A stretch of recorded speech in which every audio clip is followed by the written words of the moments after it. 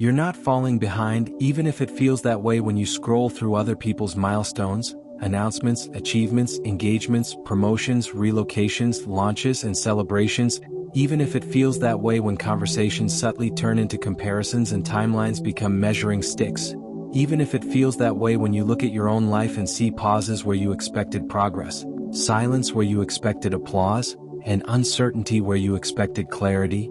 Because what feels like delay is often realignment, and realignment rarely looks impressive from the outside. It looks like slowing down, like stepping back, like questioning everything you once rushed toward, like watching doors close without immediate replacements, like sitting in the discomfort of not knowing what comes next while everyone else appears to be moving confidently forward. Yet what you do not see in those comparisons is the invisible architecture of your own becoming, the quiet recalibration happening beneath the surface. The subtle corrections guiding you away from paths that would have exhausted you, misaligned you, or required you to shrink in order to succeed. And the reason realignment feels like falling behind is because the world measures success in speed while growth measures success in direction. And speed without direction only guarantees distance, not fulfillment. So when your life slows unexpectedly, when plans dissolve or timing stretches beyond your expectations, it is not evidence of inadequacy but evidence of refinement. Because sometimes the only way to move toward what truly fits is to pause long enough to recognize what does not. And that pause can feel isolating, especially when you have been conditioned to equate momentum with worth, productivity with value, constant achievement with identity. Yet your worth has never been dependent on your pace, and your identity has never been meant to be constructed from comparison. And the discomfort you feel when others appear ahead is not proof that you are late. It is proof that you are human in a culture obsessed with acceleration. But nature itself does not rush, seasons do not compete, trees do not strain to grow taller overnight, they deepen their roots before they extend their branches. And you are no different, because what is sustainable in your life must first be stable within you. And stability is built in seasons of introspection, in seasons where external validation quiets and internal awareness sharpens, in seasons where you begin asking not how fast can I get there, but is there truly where I belong? And that question alone changes everything, because once you prioritize alignment over appearance, decisions begin shifting. You start declining opportunities that once impressed you but now feel heavy. You start reconsidering relationships that once felt exciting but now feel draining. You start redefining success in ways that reflect peace rather than pressure. And from the outside this may look like regression, but from within it feels like integrity, because you are no longer chasing what glitters, you are choosing what grounds you. And grounding requires patience, it requires tolerating temporary ambiguity, it requires trusting that clarity develops gradually rather than instantly. And this trust is difficult when timelines loom in your mind, when you imagine an invisible scoreboard marking your progress against peers. Yet that scoreboard was never real. It was constructed from borrowed expectations, from societal scripts that assume one linear path fits everyone equally, and your path was never meant to mirror another's exactly, because your strengths, your timing, your lessons, your calling, your capacity, your background, your resilience, your desires, and your readiness are uniquely configured. And alignment honors that uniqueness while comparison erases it. So when you feel behind, ask yourself, behind whom, behind what standard, behind which version of success, and you may discover that the race you believe you are losing is one you never consciously agreed to run. And realignment begins the moment you step off that track, not to quit growth but to redefine it, because growth is not merely accumulation of achievements, it is integration of awareness. And awareness often grows strongest in quiet seasons where nothing appears to be happening externally, yet internally everything is rearranging, priorities reshuffling, boundaries strengthening, values clarifying, self-respect solidifying. And this invisible work does not produce immediate applause, but it produces long-term stability, and stability prevents you from building a life that looks impressive but feels empty. Because what is the value of arriving early at a destination that does not nourish you? What is the benefit of speed if it leads to burnout, resentment, or misalignment?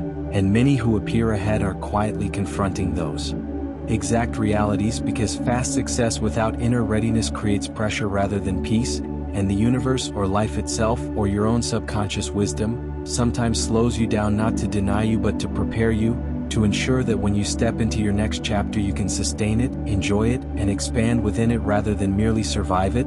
And preparation rarely feels glamorous, it feels like repetition, like small consistent efforts, like trial and error, like mistakes that refine your judgment, like setbacks that strengthen your resilience, like detours that broaden your perspective. And each of these experiences shapes you in ways comparison cannot measure, because comparison only sees outcomes while alignment cultivates capacity, and capacity determines longevity, and longevity determines fulfillment.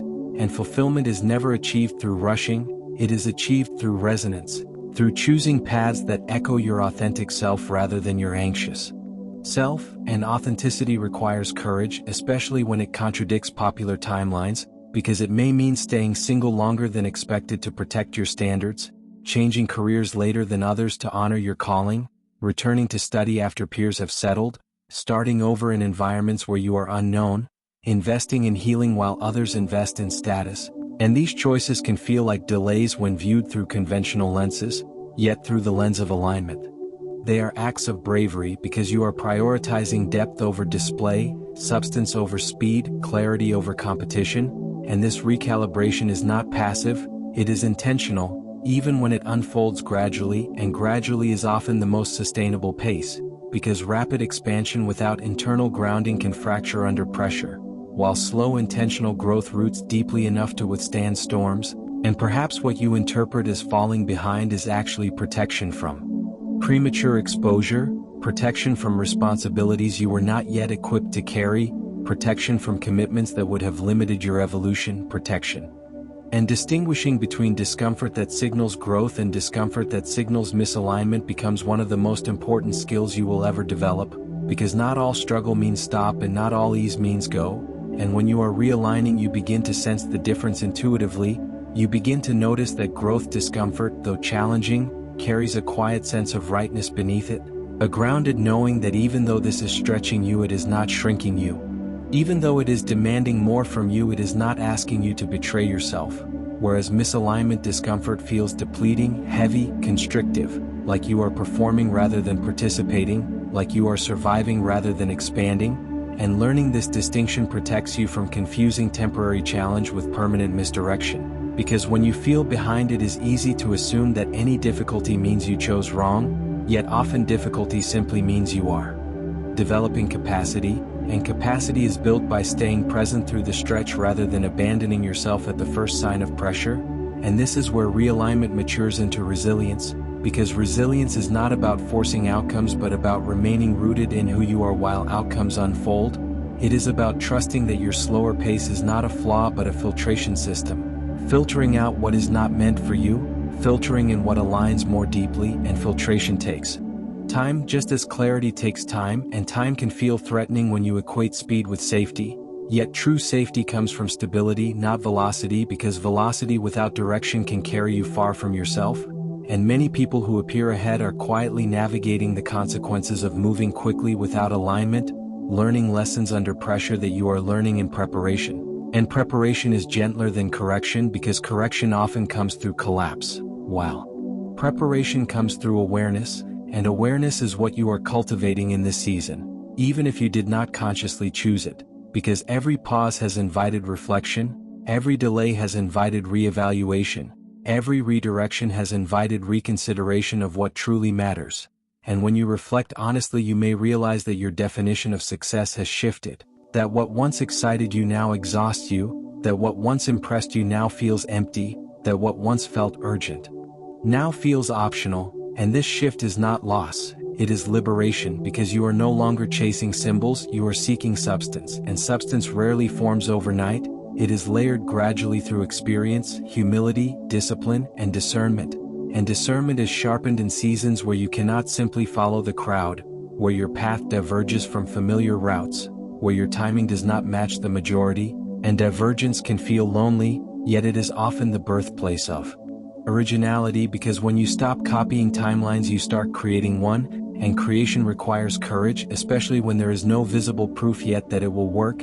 And this is the quiet bravery of realignment, choosing to trust internal clarity over external comparison, choosing to honor your pace over societal pressure, choosing to invest in depth over display.